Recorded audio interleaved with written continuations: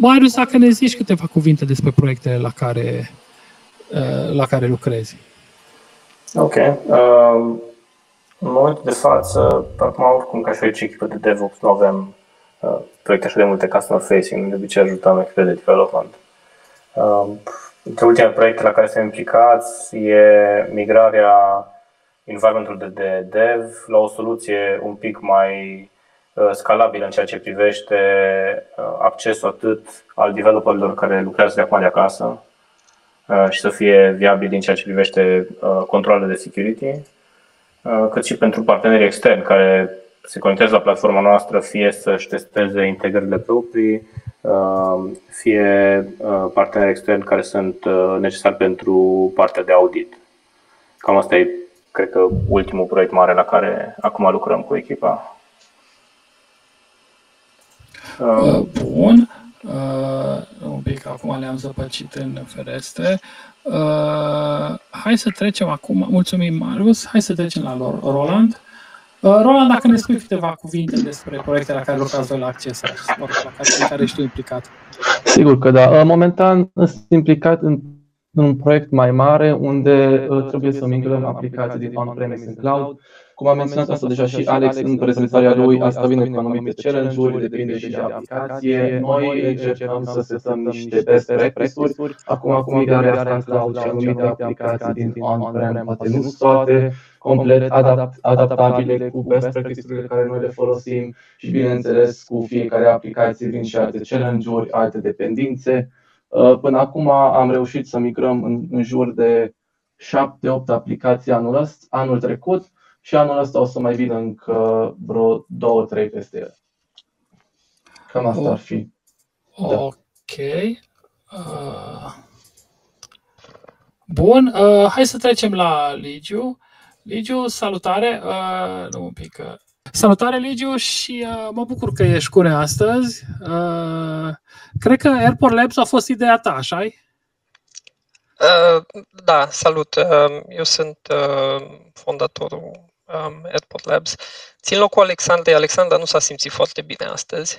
Ea ar fi trebuit să participe. Da, a fost ideea mea, dar acum suntem o echipă destul de mare și în creștere.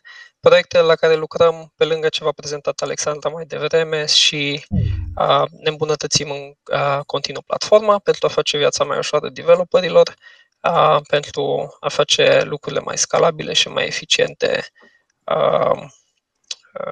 din punct de vedere de cost, dar și din punct de vedere de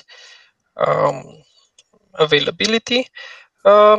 Cel mai interesant lucru pe care îl avem acum și care o să fie lansat în curând este un produs nou care e în implementare de mai bine de un an în aeroporturile din Dubai, DXB și DVC. Practic este centrul de comandă și control a aeroportului, bază de date centrală care coordonează toate acțiunile. Asta e o soluție extrem de complexă și echipa lucrează de multă vreme, atât echipa de dezvoltatori cât și DevOps. Și dar cel mai bucuros în seara asta e prezentarea pe care tu am avut-o. Alexandra a început acum 2 ani jumate, cred că la noi, ca și intern, imediat proaspăt absolventă din facultate și acum conduce echipa de DevOps. Sincer, cred că asta e cea mai mare realizare pe care am avut-o în ultimul timp, echipa, de fapt. Și toate celelalte lucruri, ale le facem și merg bine, dar astăzi asta contează. Da, de acord. Și pare un proiect destul de complex, adică sigur nu e ușor ce face. Da, foarte mult de echipă și mai sunt și alții care au început ca și intern și au ajuns foarte, foarte departe. Da, și felicitări pentru inițiativă, adică cred că nu e ușor să dai date real-time pe care să se bazeze aeroportul destul de, printre cele mai importante din lume până la urmă. Da, așa este.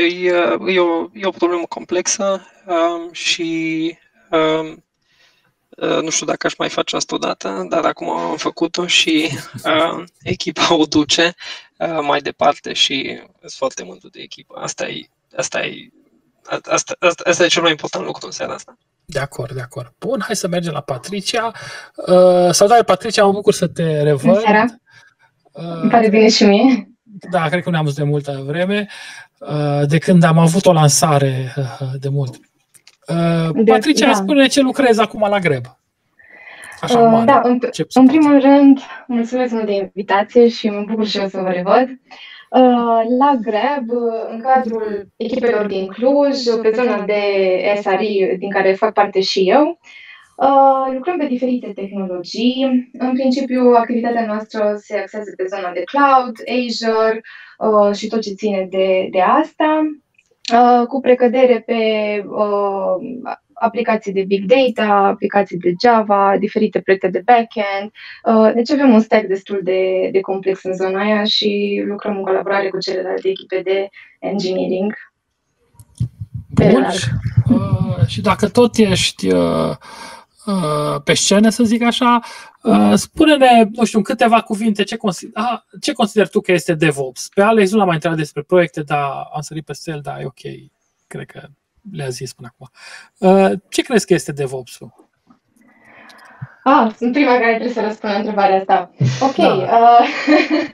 Da, cred că DevOps-ul, sau pentru mine și ceea ce înseamnă și ceea ce încerc eu să promovez, este un set de practici. Un set de practici la nivel tehnic, dar și la nivel cultural, care au ca scop scopul de a crea organizații în care facem software delivery într-un mod foarte rapid și foarte reliable. Și în același timp oferă oportunitatea de a crea un spațiu cultural în care learning-ul, învățarea, să fie principala noastră activitate. Foarte fain. Bun, mulțumim. Hai să trecem acum la Alex, dacă ne iese, da. Cred că sistemul ăsta meu trebuie să încălzească și pe aia merge, deci cumva nu găsesc. Bun, Alex, știu că am mai vorbit despre asta, nu știu dacă mai vrei să menționezi un pic proiectul la care lucrezi. Sigur. Bine, lucrez la multe și... La multe și așa. Și pentru ascultător, dacă vrei să mai adaug ceva despre ce este DevOps-ul, dacă nu, am și altă întrebare pregătită. Am povestit oricum și în interviu despre toată chestia asta și cred că faptul că de fiecare dată când mă întreabă cineva aș putea să găsesc un alt răspuns, spune câte ceva și despre DevOps în sine și faptul că e o cultură atât de complexă și de faină, nu știu. În mod practic, pentru mine personal, înseamnă să ofere altora capacitatea de a failui și să aibă luxul și confortul că chiar dacă lucrurile merg prost sau nu știu, un feature nu a fost scris cum trebuie, nu e capăt de lume, nu pică nimic, clienții rămân în picioare și cred că într-o oarecare măsură asta e DevOps. Ok. Bun. Hai să vedem. Cred că suntem ok cu DevOps, nu știu dacă mai vrea careva să adauge ceva. Hai să trecem la... să facem o tură. Mergem la Marius. Marius, dacă vrei să adaugi ceva despre DevOps, dacă nu se întreb de stack-ul folosit, care folosiți, eu știu, în mod curent. De DevOps, acum depinde de cine privește, dar în principiu pentru mine DevOps are mai multe semnificații în funcție de pe cine întrebi. Corect. În mod normal, DevOps, când a pornit ca și o mișcare de spargere a zidului dintre operations și developer, că acolo era o mică mare problemă cu aruncatul peste gard. Dar încet, datorită skill-set-ului și cerințelor de multe companii care au văzut că merge bine, au ajuns să fie considerat ca și o poziție oarecum la noi în partea de companii locale. Dar un DevOps, într-adevăr, face de toate. Face de toate și trebuie să știe multe. De la rețelistică, la storage, la chestii de mașini virtuale, de OS, și partea de development și configuration management, cam din toate trebuie să știe.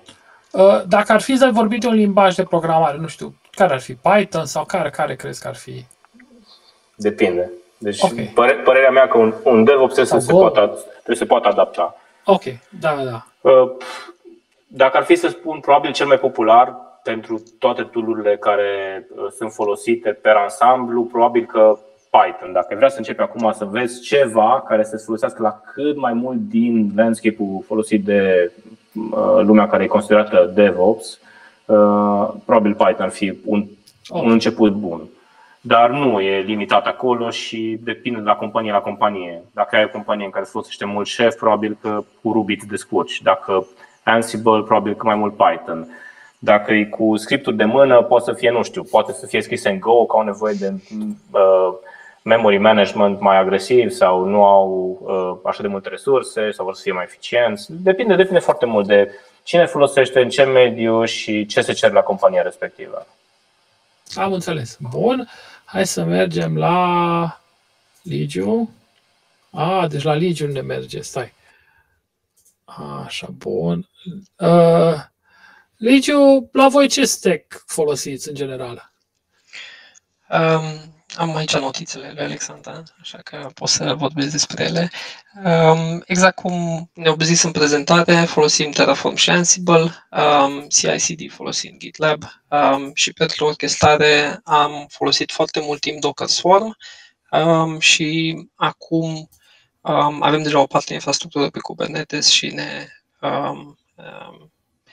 ne creștem investiția în Kubernetes. Cred că merită menționat și partea de monitorizare. Operăm o infrastructură destul de complexă pentru că avem foarte mulți clienți, fiecare client are foarte multe integrări și avem și 10 produse lansate, deci monitorizarea e foarte, foarte importantă ca să știm când se întâmplă ceva, când urmează să se întâmple ceva și nu este nimic exotic acolo. Prometheus și Grafana ne satisface cam toate cerințele. Merită menționat că tot ce dezvoltăm sau tot ce folosim ca și platformă este implementat in-house. Asta e un lucru important. Asta înseamnă că faza inițială este greu și time to market-ul poate are de suferit. Și aici nu vorbesc de produse, ci vorbesc de platformă în sine. Dar suntem independenți de cloud provider, deci cumpărăm de la cloud provideri fix numai storage, networking și compute power. Nu cumpărăm nimic din serviciile lor, care a rezultat potent un platform lock-in și asta înseamnă că lucrăm la fel de bine și cu AWS, cu Azure, dar și cu bare metal. Avem o investiție semnificativă și în storage bare metal și stack-ul ăsta ne permite să facem aceste lucruri. De ce? A fost o alegere conștientă, serviciile sunt servicii critice și dacă se întâmplă un cloud provider să nu mai funcționeze, chestie rară, dar posibilă și s-a întâmplat, putem continua infrastructura sau, mă rog, putem continua serviciile de pe oricare altă cloud provider. Plus, există flexibilitate mare în situații cum au fost acum, deci data residency, putem muta datele în diverse jurisdicții, cât și putere de negociere cu cloud provider în sine, cu privire la costurile pe care le impun. Cam asta e, sper că am răspuns la întrebare. Da, foarte bine, mulțumim. Hai să trecem acum la Roland. Așa, da, Roland, da, o să te pun pe... E ok? Tot despre technology stack? Da, spune un pic despre... Și dacă vrei să menționezi ceva despre despre DevOps, ce ar fi DevOps în percepția ta, liniștit. Legat de DevOps, cred că colegii mi-au spus deja tot ce se putea spune. Mă gândeam și eu și atunci complet de acord. Hai să vorbim despre stack. Da. Și la noi, de exemplu, stack-ul tehnologic depinde foarte mult de client. Suntem o echipă de DevOps destul de măricică și în funcție de client avem stack-uri diferite. De exemplu, proiectele pe care lucrez eu, stack-ul principal conține Jenkins, OpenShift, avem și Kubernetes, AWS, Git, Maven, avem și SonarQube pentru code integration, code testing, technical depth. Pe unele proiecte folosim și Docker, de exemplu, cum a menționat și Marius, pe partea de scripting, Python, avem și Groovy sau Node.js în funcție de cum putem automatiza și de infrastructura clientului. Acum, pe partea asta avem și monitorizare, avem Dynatrace, de exemplu, avem Splunk, avem tot ARK stack-ul. Depinde foarte mult de client și pe proiectele pe care sunt asignați colegii. Bun, mulțumim, scuze că... Nicio problemă, mulțumesc și eu. Așa, uite acum, da. Le-am încurcat de tot aici. Da, am făcut un refactor mare la aplicație și când sunt multe ferestre le mai încurcă. Bun, oare pe cine n-am întrebat de stack? Pe Patricia te-a întrebat de stack-ul folositoare? Nu. Nu, așa, ok, bun. Spune-ți stack-ul folosit. Ok. Noi lucrăm cu Terraform pe partea de cloud. Cloud-ul cu care interacționăm cel mai mult este Azure și avem o gamă foarte variată de resurse pe care le folosim de acolo, de la mașini virtuale simple până la aplicații pentru care deservesc baze de date sau, nu știu, pretty much everything. E destul de complexă infrastructura și foarte variată. Folosim Ansible foarte mult, văd că e foarte popular aici între noi și mă bucur să aud asta, mi se pare un tool foarte fain și este și preferința mea personală de multe ori. Și cam asta ar fi pe, să zic, infrastructure provisioning automation. Folosim Jenkins destul de mult pe diferite proiecte și cu diferite scopuri, pe zona de build al aplicațiilor, dar și de deployment și de automatizare a diferitelor procese pe care le avem zi de zi. Și cam atât cred că ar fi în mare. S-ar putea să mai existe și altele aici acolo. Bun, vreau să mai întreb, cum vă testați soluția? Adică odată ce, nu știu, ai făcut un plan, cum îl testezi? Îți faci cloud-ul tău privat și îl testezi acolo sau cum merge? Asta cred că depinde foarte mult de la capabilitățile fiecărei companii în parte. Noi cumva avem un environment pe care îl folosim și ca test din perspectiva infrastructurii, ca să validăm că ceea ce creăm e ok, iar mai departe îl share-uim în environment-uri mai înalte, ca să zic, unde interacționează direct și aplicația cu infrastructura sau configurația environment-ului pe care noi sau echipele de engineering o creează. Am înțeles. Bun, mersi. Hai să vedem.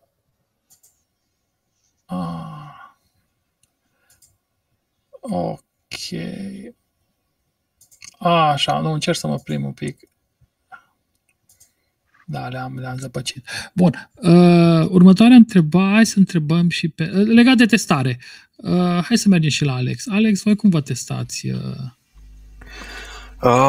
În mod practic, o să intru un pic și în stack, să zic, sau mă rog, cel puțin în ideologia și metodologiile pe care le folosim. În mod practic, pentru clienții pentru care dezvoltăm produse de la zero, avem o chestie pe care noi o numim arhitectură de referință. În mod practic, e un tech stack destul de complex, dar, mă rog, destul de standardizat, cel puțin din punctul nostru de vedere. E o chestiune ce se bazează pe Kubernetes ca bază. Ne bazăm destul de mult și pe cloud services, pe unde are sens și pe unde putem. Îl menținem cu Terraform. Practic, toată chestia asta de referință e dezvoltată în paralel, într-un fel, practic, pentru fiecare client pe care l-am deployat pe arhitectura de referință. Tot ceea ce dezvoltăm, pentru că folosim Terraform, transformăm înapoi în cod de bază sau în template-urile de bază pe care le folosim pentru restul clienților și cumva fiecare mică modificare, chiar dacă e făcută inițial pentru un client într-un mod relativ specific, încercăm să o transformăm într-un beneficiu mai mare și să ducem înapoi, să putem să folosim același feature și pentru alți clienți și practic pentru tot restul conglomeratului de infrastructuri și conturi de cloud. De testat, folosim aceeași structură și pentru tot ce folosim intern. Avem o serie de tool-uri interne, de website-uri interne, de fel de chestiuțe. GitLab-ul îl hostăm intern pe același stack, exact la fel cum vindem și clienților.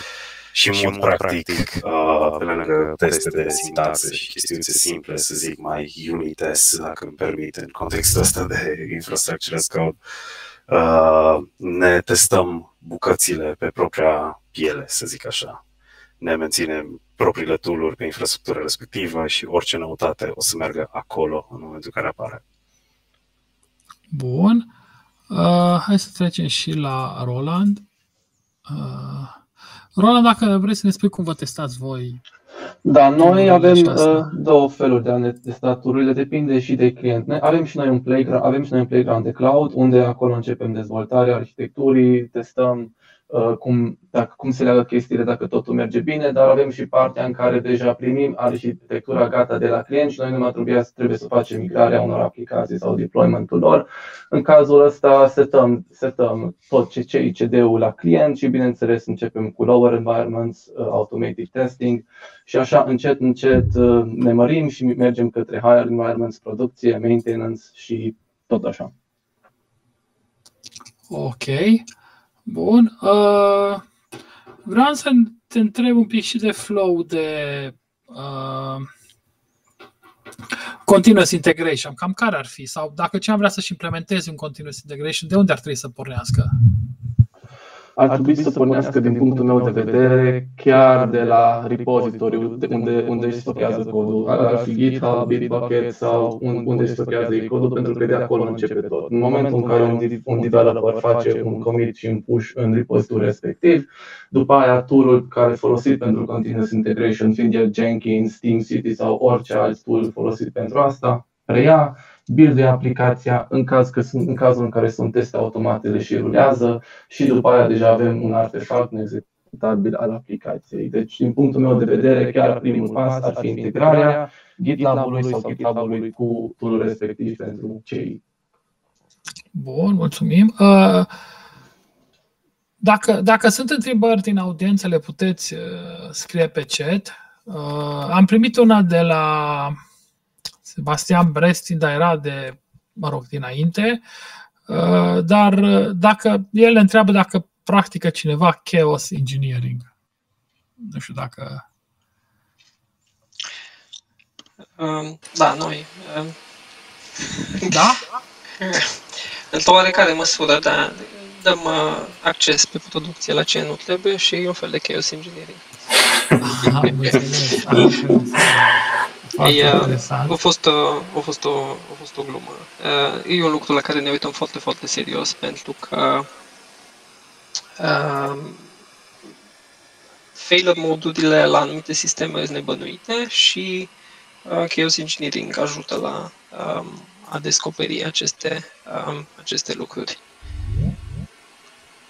Bun, de acord. Și practic îl folosiți, adică îl... Nu este încă implementat la scară largă, este o chestie pe care o avem în plan. Ok, bun, mulțumim, Ligiu. Mai complicată treaba asta cu chaos engineering. Depinde foarte. Trebuie să fii întâi trebuie să fii destul de matur cu aplicațiile și trebuie să ai destul de multă redundanță să-ți poți permite să dai cu bățul în infrastructură și să sper că stă sus, mai ales când acolo ai producția, clienții și alte chestii similare. E un concept foarte bun și util să faci asta și să poți face în mod izolat și are și chaos engineering, are variile ei, nivele de la dat într-un singur aplicație din stack, la dat în mai multe, la dat într-un data center întreg. Deci depinde cât de sus vrei să te duci, dar e foarte complicat de făcut la scară dacă nu ești destul de matur și utilitatea o are în sisteme complexe și de obicei sisteme complexe, sisteme care probabil multe vin în corporații mari care sunt în perioadă de tranziție dintr-un on-prem într-un cloud sau ceva hibrid, unde ții destul de multă complexitate la partea de migrare și să-l ții funcțional și cu cât mai puține erori, cât să-ți mai primi să mai dai și cu bățul. Probabil de asta nu e așa de popular, în special la companiile mari. Am înțeles. Da. Ce vreau să mai întreb? N-a vorbit nimeni în seara asta sau nu s-a menționat Kubernetes. În schimb, am auzit Docker Swarm. Se schimbă un pic dinamica nu mai atât de folosit sau pur și simplu a fost o întâmplare? Nu, e invers. Deci noi am folosit mult timp Docker Swarm. Aș zice că panta de învățare, dacă doriți, e mai lină pentru Docker Swarm, e mai ușor de pus în funcțiune. Pe de altă parte, am descoperit de-a lungul timpului anumite limitări și adoptăm Kubernetes, avem o parte din infrastructură care rulează pe Kubernetes. Credem că Kubernetes este viitorul pentru noi, dar pe de altă parte Kubernetes are și o pantă de învățare mai abruptă, aș zice, și legând un pic și de chaos engineering și de failure modes, pentru noi tranziția se va face lent, pentru că un sistem care funcționează deja de ani de zile într-un aeroport, din punct de vedere de business, e destul de greu să justifici migrarea pe o platformă nouă dacă platforma respectivă îți îndeplinește toate cerințele curente. Pe de altă parte, dacă vrei să-ți menții eficiența în echipă, la un moment dat echipa s-ar putea să nu mai fie mulțumită să-ți mențină două platforme diferite. De acord, bun. Vreau să vă mai întreb, dacă mai vrea cineva să răspundă la întrebarea asta despre Kubernetes, care e dinamica. Nu știu, Alex, voi folosiți? Da, noi folosim în exclusivitate pentru companiile produs Kubernetes, da. Ok. Poate că ne e și mai ușor, la fel cum descria. Poate că ne e mai ușor pentru că o luăm de la zero în marea majoritatea timpului cu mulți dintre clienți și în felul ăsta avem luxul de a porni direct în Kubernetes și să dezvoltăm tot direct în Kubernetes. Nu trebuie să trecem prin tranziții și să migrăm chestii, ceea ce îmi dau și eu seama că poate fi destul de anevoios și destul de dificil. Da. Și mie mi se pare că Kubernetes e destul de popular și cred că scade treptat în popularitate pe măsură ce trece timpul. De acord, da. Deci, teoretic, ne-am putea aștepta să apară alte soluții mai folosite și care ar fi alea? Soluții orchestrare? Da. Nu știu, sunt destul de piață de față. Cred că ca și popularitate, Kubernetes este în continuare bună și cred că va fi depășită având în vedere că în continuare se dezvoltă și în continuare există un user base destul de mare. Practic, da, nu știu că inclusiv Red Hat, care e o companie destul de mare și să scoți pisica. Da, vrei să nu închidă sesiunea. No, e ok, cu minte. Inclusiv Red Hat folosește Kubernetes ca un orchestration engine pentru OpenShift-ul lor, care e marea lor soluție de containerizare și de orchestrare de containere. Da, nu știu dacă în momentul de față are cine să ofere concurență lui Kubernetes. Despre ce ar putea să apară, nu văd de ce n-ar apărea și noi, ca și cum Kubernetes le rezolvă pe toate, sunt în continuare, cred că, o grămadă de use case-uri, mai ales când vine vorba de chestii hibrid în care probabil că există soluții mai bune pe piață. Dar pentru noi, cel puțin pentru moment, Kubernetes e investiția principală și ținem să rămânem pe traiectoria asta. Ok, cred că o să las formatul ăsta, că e mai simplu și nu ne mai tot complicăm cu schimbatul ferestrelor. Patricia, vreau să te întreb care la voi flow de continuous deployment? Asta dacă avem continuous deployment. Ok, da. Da, good point. Da, cred că totuși o să răspund. Aș zice că din cauza că lucrăm pe diferite proiecte și cu specific diferit la fiecare și un pipeline de continuous integration, continuous deployment diferă de la unul la celălalt. Pentru unele suntem destul de aproape de a avea un asemenea achievement, pentru altele probabil încă nu. Cum ar trebui să arate? cred că cel mai important requirement care trebuie să fie îndeplinit pentru a avea un pipeline de continuous deployment e partea de testare automată și validare din toate perspectivele, atât a aplicației în sine, cât și a infrastructurii, a environmentului și tot ceea ce compune ecosistemul în care aplicația respectivă funcționează.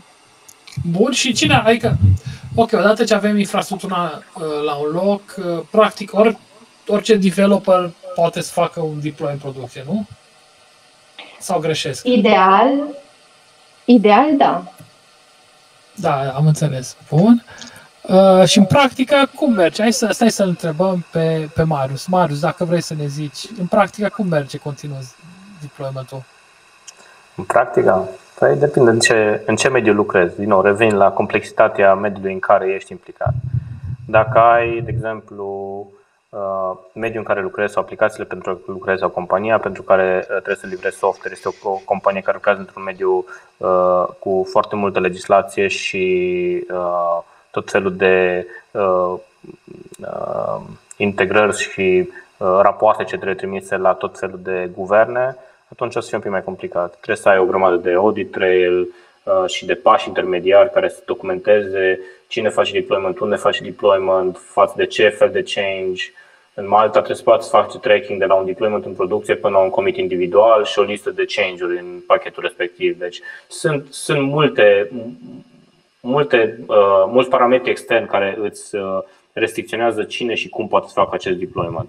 Da, în mod ideal ai vrea orice developer să poată să-și dea drumul la o schimbare care prin testare riguroasă să ajungă în producție și să fie disponibilă la clienți cât mai repede posibil. Dar nu întotdeauna este posibil așa un fel de lanț complex.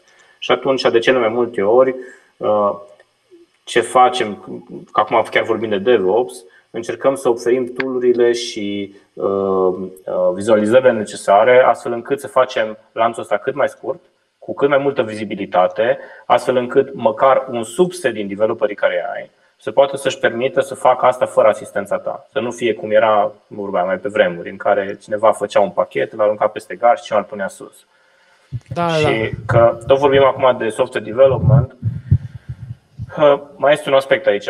Multă lume privește software development-ul ca și codul care îl scrie developerul și îl pune într-un binar și îl pune în producție. Dar de fapt, într-un deployment de producție ți intră codul aplicației, versiunea de la configuration management, partea de layer de rețelistică, partea de accese între vari noduri, deci cumva partea de ACL-uri, software defined network dacă ai la mijloc, poate ai ceva parte de firewall, suita de teste care poate să fie în funcție de versiune și ce deplește acolo. Sunt foarte multe subbucăți, multe dintre ele care chiar nu țin de cod, țin de configurație, infrastructură, care toate împreună îți oferă partea asta de livrare în producție și ai multe echipe care contribuie.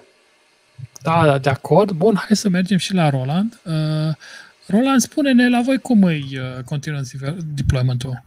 La noi partea de continuous deployment are într-un fel două părți mai mici. În primul rând, până facem go live-ul, pentru că noi migrăm acum din on-prem în cloud, până facem go live-ul până în producție, noi ne ocupăm de deployment, lucrăm strâns împreună cu developerii, testăm codul, după ce facem rollout în cloud, vedem dacă totul e bine și după partea de go live avem o sesiune de handover session sau knowledge transfer session cu echipa de developeri, unde îl prezentăm joburile care le avem de integration, de continuous integration, de continuous deployment, cum să ruleze, care sunt parametrii care trebuie adăugați, cum să facă. Și după partea aia de handover, developerii preiau toată partea asta și noi, bineînțeles, le mai stăm la dispoziție dacă mai au o întrebare, dacă ceva nu e clar sau în caz, să zicem, crapă ceva la un deployment. Atunci noi intervenim și ajutăm, dar după partea de handover îi în echipa developmentului ca să facă toată treaba asta. Am înțeles. Bun. Cred că ne apropiem spre final cu întrebările. Un pic să văd dacă Aș avea o întrebare, dacă se poate. Da, te rog, da, de-aia suntem aici. Da, sunt foarte, foarte curios de colegi, în special cei care au containere și orchestrează cu Kubernetes, ori cu altceva, unde o multitudine de servicii, toate containerizate. la partea de vizibilitate în ceea ce privește metrici interne ale clusterului. Cum faceți? Dacă se generează dashboard-uri automatizat sau le întreține cineva dashboard-urile de mână sau cum se generează configurațiile pentru dashboard-uri? Pentru că, până la urmă, nu. Dashboard-urile, metricile se vor publica și cineva le va consuma, dar chiar dashboard-ul în sine, acolo sunt foarte curios, cum scalează? Azi ai o aplicație, îți faci și un dashboard. Pe mâine ai 100 de aplicații, care 50 probabil de comisiuni, mai dau 40 noi. Cum faci să întreții dashboard-urile astea? O să încep eu dacă vrei. Perfect. Pentru noi, de exemplu, folosim Prometheus și Grafana și, da, într-adevăr, partea de metrici, de forwarding, aia se întâmplă automat, e parte din cluster, practic parte din serviciul de Prometheus pe care îl instalăm. Există un metrics forwarder și le colectăm pe toate undeva într-un Prometheus central. La partea de dashboarding, noi practic ne-am creat niște dashboard-uri generice, să zic așa, sunt dashboard-uri care privesc câte un cluster. În interiorul clusterului, per namespace-uri, o să ai o colecție de poduri, numărul podurilor, cum zici tu, o să varieze și o să fie dinamic, și la urma urmei, practic noi monitorizăm un layer peste, monitorizăm la nivel de namespace, evident avem date despre fiecare pod în parte, dar fiind variabilizat sau cumva abstractizat la un nivel peste pod în sine, ne permitem mișcarea aia în interiorul clusterului de scalare a podurilor și de, efectiv, dinamica respectivă. Cumva, noi așa am abordat problema. Acum avem diverse dashboard-uri, le-am împărțit cumva logic în funcție de trafic, o să monitorizăm în același fel, în funcție de, utilizarea resurselor, CPU, memory și așa mai departe. Dar deviza de bază cam asta e. Monitorizăm la un layer puțin peste poduri propriu-zise și în felul ăsta obținem un pic de flexibilitate și ne permitem să lăsăm lucrurile să meargă de la sine. Ok. Deci cumva, da. Doar ca să-mi fac și mie o imagine, deci cumva aveți niște dashboard-uri destul de parametrizabile, da, în care în funcție de ce aveți în namespace îți permite să vizualizezi. Da. Okay. Da. Ce încercam și noi, și asta mi se pare un pic mai complex, este să dăm cumva un set de dashboard-uri la vari owner de substack-uri, ca să zicem așa. Și aici intervine la noi partea mai problematică, că nu ai întotdeauna poate așa de ușor de organizat toate într-un singur loc sau toate organizate destul de bine cu namespace-uri că îți proaspete și atunci devine un pic mai complicat partea să întreținerea.